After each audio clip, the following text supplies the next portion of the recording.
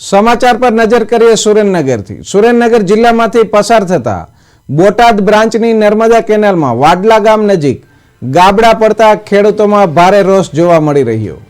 કેનાલનું પાણી આજુબાજુના ખેતરોમાં ભરાઈ જતા જીરું, વરિયાળી, ઘઉં અને ચણા સહિતના વાવેતરને મોટું નુકસાન થયું છે। ખેડૂતોએ તંત્રની હલકી ગુણવત્તાવાળી કામગીરી સામે ગંભીર આક્ષેપો કર્યા। કેનાલ માત્ર માટીના આધારે જ ટકેલી છે। 500 થી વધુ ખેડૂતોની જમીન આ કેનાલના કારણે બંજર બની રહી। ખેડૂતોએ નર્મદા કેનાલને તેમના માટે અભિશાપરૂપ ગણાવી અને તાત્કાલિક યોગ્ય સમારકામની માંગ કરી છે।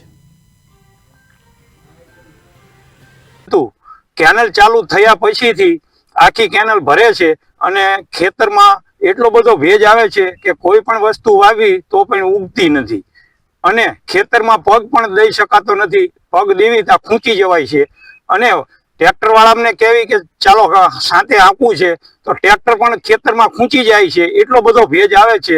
તો આ કેનાલમાં મોટા મોટા ગાબડા પડ્યા છે, એ હમું કરી અને વ્યવસ્થિત કરી આપે એવી અમે ઘણી વખત કેનાલના સાહેબોને, ધારાસભ્યને, અમારા આગેવાનોને, સરકારશ્રીને ઘણી વખત જાણ કરવા છતાં હજી પણ કોઈ એનો નિકાલ। અમે આ મોટા ગાબડા પડ્યા એની રજૂઆત અમારે મોટા ધારાસભ્ય છે, કેનાલના સાહેબો છે, એ બધાને ઘણી વાર કરી છે, પણ હજુ લગી એનું કઈ નિર્ણય કે કઈ કામગીરી કઈ ચાલુ થઈ નથી અને અમે ખેડૂત એટલા પરેશાન થઈ ગયા છીએ આનાથી કે અમારે કોઈ ઉપજ નિબજ કે કઈ ખેતીની આવકમાંથી કંઈ પણ હજુ અમારા હાથમાં આવ્યું નથી। અત્યાર લગી અમે આની અંદર ખર્ચો કરવામાં જ ગયું છે।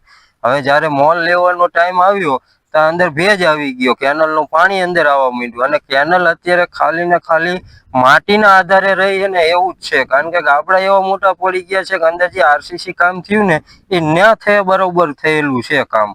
એટલે હવે અમે એવું વિચારીએ છીએ કે સરકારશ્રીને કે અમારા ધારાસભ્યને કહેવી છે કે તમે ઉપર રિક્વેસ્ટ કરો અને અમને આ ખેડૂતને કંઈક ન્યાય અપાવો, કંઈક કામગીરી ચાલુ કરો કે જેથી અમે નકર અમારે આ રોજગાર અત્યારે અમારે ખેતીમાંથી જે અમારું ગુજરાન ચાલે છે, હવે અત્યારે આમાંથી અમને કંઈ નહીં મળે તો અમે કઈ રીતના આગળ કામ કરશું? અમારે ક્યાંક દાડિયા જવાનો દિવસ આવી